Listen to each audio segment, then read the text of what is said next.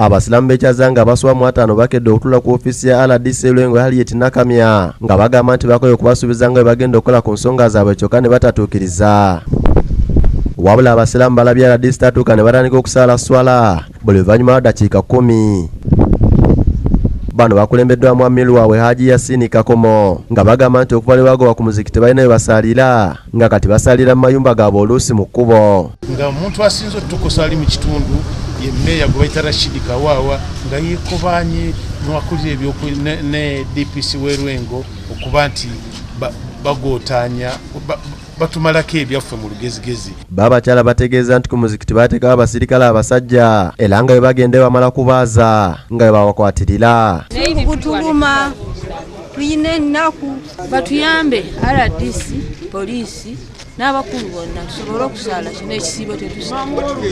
Bw'oyingira mu muzikiti bakufuuza ne batandikutte. Wabula oluvannyuma RDC atuuse ku ofisi ye n'abasaba bayingire munda nga mu nnaku ennyingi bamutotoledde ennaku gye bayitamu okuva lwe baagobwa ku muzikiti. Bwe twali tutuddewo nga tugamba nti tiwali kikolebwa ku bintu bya busiraamu ekyazanga okujja nga tumaze ensonga zino.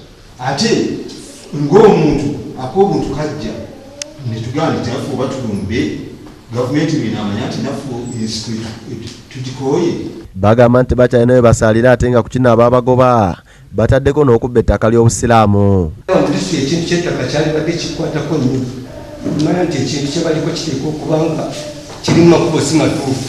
RDC Nakamya annyonnyodde abasiraamu n'abategeeza nga adumira poliisi e Lwengo DPC Donald Muhwezi bw'aleetedde abasiraamu b'ekyazanga okweyawulamu n'obuzibu bwonna bwe balina. Nekiraba nga mu nsonga zaabwe poliisi yalina oludda poliisi y'Olwengo mu nsonga z'ekyazanga.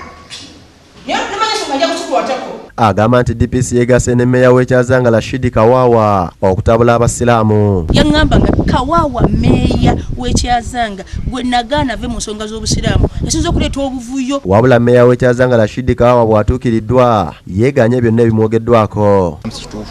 Omulimu ogwakolebwa Mufti wa Uganda gwe yalagira gukolebwe gwali gwakwerula mpenda bamanye baani abatuufu abali mu ttaka ly'obusiraamu ne baani abataliriimu.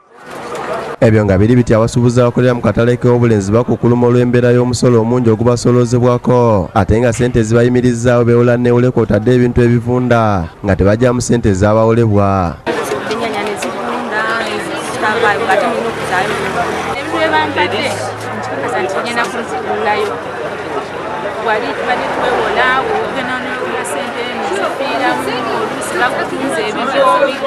Abasuubuzi bano bategeeza nti Town Council bajjako omusolo mungi ate nga tefuddeyo ku mbeera ya ssente ekaayi ensangi zino nga ne ssente ze beewola okwongera mu bizinesi zaabwe baba wa bbanga tono okuzizaayo. Okusiba bakusiba bakulwala mu komina ne bakusiba tubeera mu buzibu bw'amaanyi nnyo mu kweraliikirira singa ebintu ebibanga tebitambudde bulungi olw'ensonga nti kati ebiseera bino n'abakola ebintu bennyini batono. Wano wavuddeyo abazira kisa ne bawa abakyala entandikwa okusobola okuyitimuka basobole okwejja mu bwavu. Bibadde bo kwekulaakulanya ng'abakyala byakubayamba baliza okuga bizinesi zaabwe zibeere nga zikulaakulana. Mmeeya w'Obulenzi Moses Sebalamu ategeeza nti omusolo ogubagibwako guba gugenda kuddukanya emirimu gya Town Council nga kw'otadde n'okugirongoosa. Emisolo egyo nagisangawo ate nga bwe nasikira kye nasikira era nakkiriza tera ku mbeera bwe gyekyuka nakyo tulina okubeera ati netwongera okinnyonnyola abantu emisolo biki byekiko kuba Town kati ekuze ate erina okuba nti emisolo gye girina okugiyimirizaawo.